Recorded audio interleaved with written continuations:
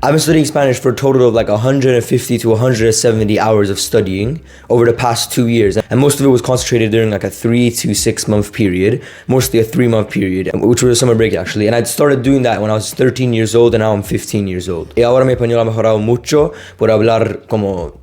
Puedo tener como conversaciones con nativos y puedo tener una conversación básica y puedo hablar de muchas cosas con fluidez. And so I'm going to talk about if getting fluent in Spanish in 30 days is unrealistic or not, and if it's even possible for that matter. So I started studying Spanish, it was 2022, I think around the beginning of 2022, and around this time I hadn't necessarily done anything crazy. I'd always had pretty good grades, but I was more so a competitive person, and where I used that competitiveness was in video games. So I would always be the best in the games like Geometry Dash or Minecraft. I'd always like learn the different like bridging methods, and like I'd be able to do stuff like God bridging and tele bridging. If you know about Minecraft, you know that those are like very high-end level sort of things. And so in 7th grade, there was this guy in my class who, like, if you don't know, it's like Sweden, you get to choose between 2 languages as your third language, I guess, as like a third language to study, which is either Spanish or French, or sometimes German. Most of us chose Spanish because it was easier, and we all chose that. So most of us went to Spanish. And so in the first year, no one really cared about anything. It was just get an easy grade, right? But the second year, this guy in my class started making it a trend to study Spanish in your free time. Specifically, it was an app called Duolingo, like the most popular app for like learning language in your free time. And so he started doing this, and he started seeing like minimal results. And like he knew how to say some words here and there, and therefore like he got better grades. And so naturally, everyone else started doing it as well. Like most people started downloading Duolingo, memorize different types of apps, and study languages, like their language, like Spanish or French, in their free time. And so I saw that, and being the competitive person I am, I also wanted to be the best at that. And so I started using Duolingo and also did tons of research on all the different apps there were. And eventually I found this YouTuber named Ikenna, and Ikenna was like this guy who like makes language videos, but he's like very, very like popular in the space, and he also has, like speaks like 8 languages fluently or something crazy. So I took his opinion. I was like, okay, this guy knows what he's talking about. Now he made like this tier list video of which language apps are actually the best and worst, and he put like Duolingo at like a D tier, pretty like decently low, and he put 2 apps in S tier. One of them was called Pimsleur, and the other one was called Language Transfer. I tried out both, right? Pimsleur was like a podcast sort of, and so was Language Transfer, sort of. It was like a course. Yeah, they were both courses that you sort of take. Except Pimsleur was paid for, and it was sort of slow and boring. And I checked out Language Transfer, and Language Transfer was free. So I was like, all right, no doubt, I'm gonna do Language Transfer. So then I did Language Transfer, and within like the first 5 lessons, I was mind blown, and I started telling my friend about it. And my friend was also starting to like hop on the Language Transfer train of like studying on Language Transfer, and it was so good that like my friend even wanted to gatekeep it. Like my friend didn't want anyone to know about it because it was like we would become the best at Spanish because of how much better it was than Duolingo, and how much better it was compared to the other methods. And now that I look back at it, it wasn't even like, it's not even that crazy of like a method per se. It was just the concepts that were introduced were way more important, and the way they were explained were so good. The way that the teacher explained each concept was so much more digestible. Because when we learn Spanish, like it's kind of obvious, right? When we learn Spanish from teachers, it's always someone that already knows Spanish. Like it's always a native speaker of Spanish that's our Spanish teacher. So then how can they teach us Spanish if they've never even learned Spanish, like for real? You'd want to learn someone that's already gone through your process of learning Spanish, because then they can explain how they learned it, and because then they can simplify the method of understanding how it goes. If you're already native in English, you can't explain English to anyone. You can't explain why things happen in English. Because this guy learned Spanish, and like I've also learned Spanish, people who've gone through the journey of learning Spanish, they realize, oh, there are rules, there are patterns, there's history behind it and stuff. And so anyway, yeah, in that way I was able to understand it because he explained it from the perspective of a learner, not from someone who already knew it, right? And so I continued doing Language Transfer, and it's like a 90 lesson course. And so I did like 1 lesson a day, and I finished the course around before the summer started. And then during that summer, my goal was to get fluent in Spanish by the end of that summer. So my goal was to get fluent in Spanish in 3 months after already doing Language Transfer. So during that summer, I tried a variety of methods, and I had my eyes on just 2 things: a speaking exercise and a listening exercise. Because I remember like one day I was literally just listening to my Language Transfer lesson, and I paused it, and I thought of like this equation sort of, that getting fluent at the end of the day, like fluency by itself, for my definition of fluency in this case, which we're gonna get to, in this case it was just have conversations, right? Having like being conversationally fluent. Well, then I broke it down. I thought, wait, but a conversation just has 2 elements to it: speaking and understanding. So if I want to get better at having conversations, I have to speak and understand. That was it. And so with that concept in mind, I looked at different YouTubers, like people who had already done this sort of challenge of getting fluent very quickly. I found this YouTuber named Shauma and Language Lord. Now, Shauma he made like this video. He got fluent in Spanish in like 30 days. And he like this Chinese YouTuber as well. So he himself was surprised at how much you could learn from English and Spanish. Like if you already speak English, you could learn Spanish extremely quickly.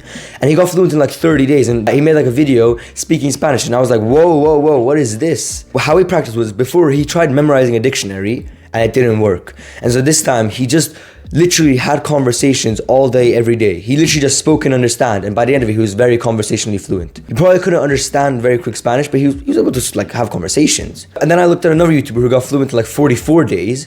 And he was more meticulous about his method. And his method was essentially studying native Spanish content. And it perfectly complied to this like fluency equation that I thought of. That it's literally just a speaking and understanding exercise, because that's what conversation is, right? And so by the end of that summer, I made like my own methods, incorporating everything I saw. And I did that for like 3-4 weeks at the end of the summer. And during the summer, I was focusing on the language transfer, and I was also trying to speak as much as possible in conversations. And then by the end of the summer, I remember I went on like this app called Hello Talk. It's like this language exchange app. And I remember having like an hour-long conversations with like a native. And I felt really proud in that moment because it was like, boom, I was conversationally fluent. Now, though my Spanish wasn't perfect at that point, but I was fluent. At that point, I would consider myself fluent. And so it depends on your definition of fluency, actually. I have two definitions, which most people tend to agree. There's conversational, which is like, okay, let's say we put you in the middle of a Spanish-speaking country.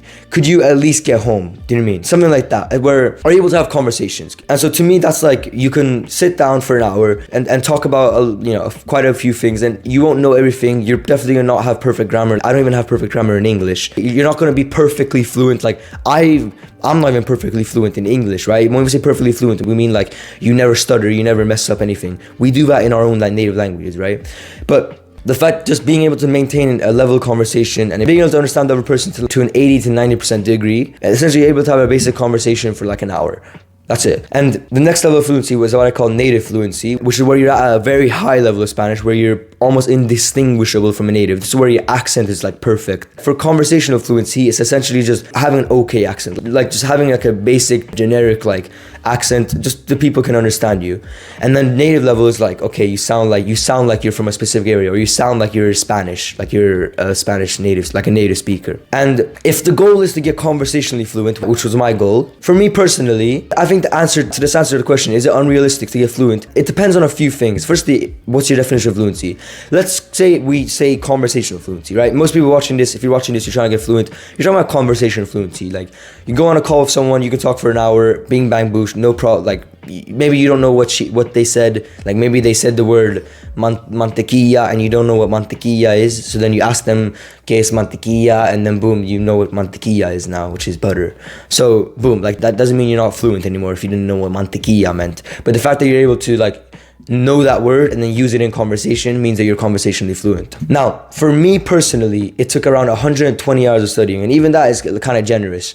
My goal is to do an hour of studying every day in the summer, and that would have been 90 hours of studying. And then language transfer course I took twice, and it's about like 10 hours or so. Like it's like 12 hours or so. Let's round up to 15, right? So I did around about 120. But in reality, like that was even unrealistic for me. Like I genuinely did not even do like, I only say 120 because I don't want to lie. But in reality, during the summer, I didn't study an hour a day. I probably did like half an hour sometimes, didn't do sometimes. I never did more than an hour a day though. However, I was very obsessed over it. Like I was spending like time thinking of words in Spanish. Wasted a lot of time doing like Anki decks and doing methods that aren't good. So I mean, the first thing is, okay, even for me, like, I would honestly, if I would be honest with myself, I'd say I did less than 100 hours of studying during that summer, and I was fluent after the summer. So like 100 hours of studying, 120 maximum, let's say. And I think the most important then in that case, people will say it's time, right? I don't think it's time. I think that it's the method, because there's a guy like I saw, and many people actually, they've done like Duolingo for 800 days.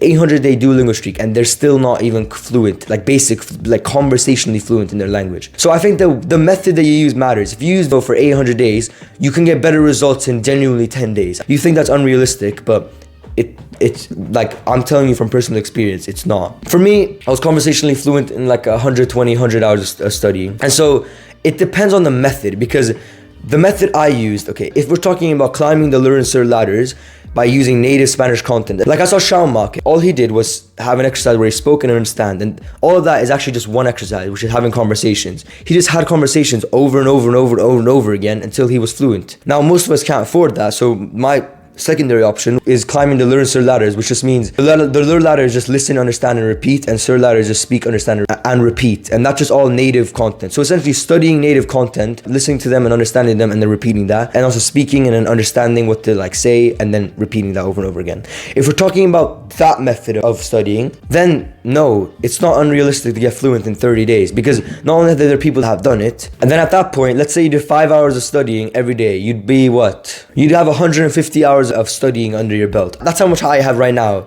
Y los españoles me dicen que no hablo como un gringo o algo así.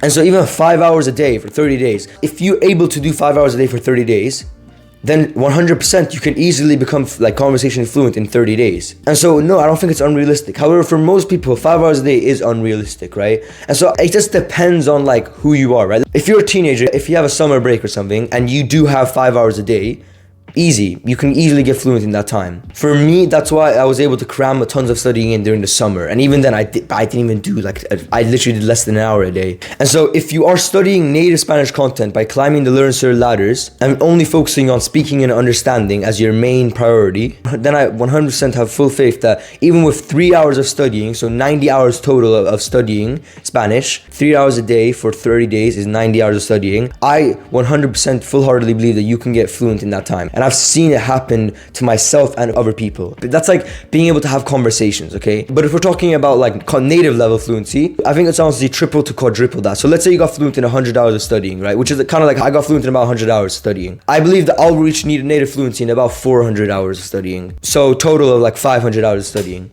And by the way, do you want to know the genuine, like normal statistic? To get fluent using the conventional way of studying, like in university, they do like tests, right? It takes a student 600 hours of studying in the regular way of studying to get fluent in Spanish. And their fluency is probably not even like native. 600 hours, bro. That's like 6 times how much it took for me to get conversational. And I wouldn't say I'm at native right now. I'd say I'm like 70% of the way there to native. I was speaking with like native speakers, and when I speak with them, none of them think that I'm like a gringo, or like none of them think that I'm learning Spanish. Most of them just think like I just speak Spanish. And I've put around like, at this point, 170, 180, like less than 200 hours of studying into Spanish. But to lastly just answer the question, if you do the correct method of learning Spanish and you do, let's say 3 hours a day for 30 days, yes, you can become fluent in Spanish in that time, yes. Even if you just put like 2 hours a week, you can become fluent in Spanish in a year for 2 hours a week. If you do the correct method, of course. If you're using the correct method to study Spanish by climbing the learn ladders, by studying real native Spanish content, it's not a matter of if it's possible, it's a matter of how much time you're willing to put into learning every day. Most people, let's say, can do 1 hour a day. All right, boom, you'll get conversation fluent in like 3 months, 4 months. That's how long it took me from beginning of not knowing anything to conversationally fluent. I started by doing like a 1 language transfer lesson a day, which is like 10 minutes. So I started doing 10 minutes a day for 3 months. And then I did around half an hour to sometimes an hour, honestly less, bro. Like honestly less, but like for the sake of not lying to you, because I don't want to say that I got fluent in like 50 hours, even though I personally to myself, for being honest, I think I studied a total of 70 to 80 hours because I literally skipped tons of times that I was supposed to study because it was the summer. I was fooling around playing games. So let's say I did 1 hour a day for the entirety of summer. It was 3 months, and that's only for 1 hour a day. So yes, it is possible, and no, it's not unrealistic for a lot of people. It depends on how much you can put in, right? For some people, like if you have a job, for example, okay, maybe 3 hours a day is too much, right? But let's say you have like a summer break or something, 3-month period, or if you have just a 1 month period where you don't have to work or anything, you can become fluent by the end of it, yes. 3 hours a day, 4 hours a day, etc. Like 4 hours a day, 100%. Like for me, like literally 4 hours a day if you use the correct methods. Now if you're wondering, okay, then why aren't most people fluent? It's because most people don't use the correct methods. People did Duolingo for 1,000 days straight and they're still not fluent. Like in Spanish class, okay, you take, like, you know, you start Spanish in 6th grade, and in like middle school you do it until 9th grade, right? That's 3 years. And we do 3 hours of Spanish a week. And let's say we did 40 weeks, right? That's 120 every semester. That's like, what? It's like 400 hours total of Spanish studied, and most people, it matter 300 hours.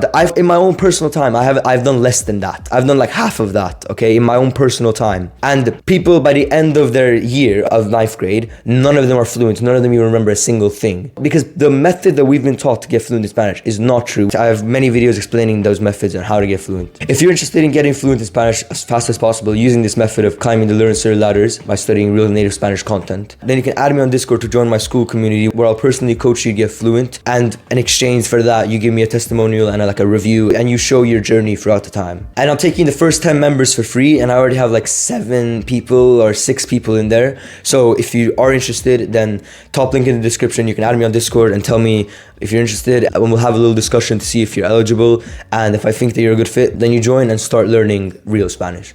So if you're interested in that, top link in the description, and I hope this video helped you, bro, and stay humble.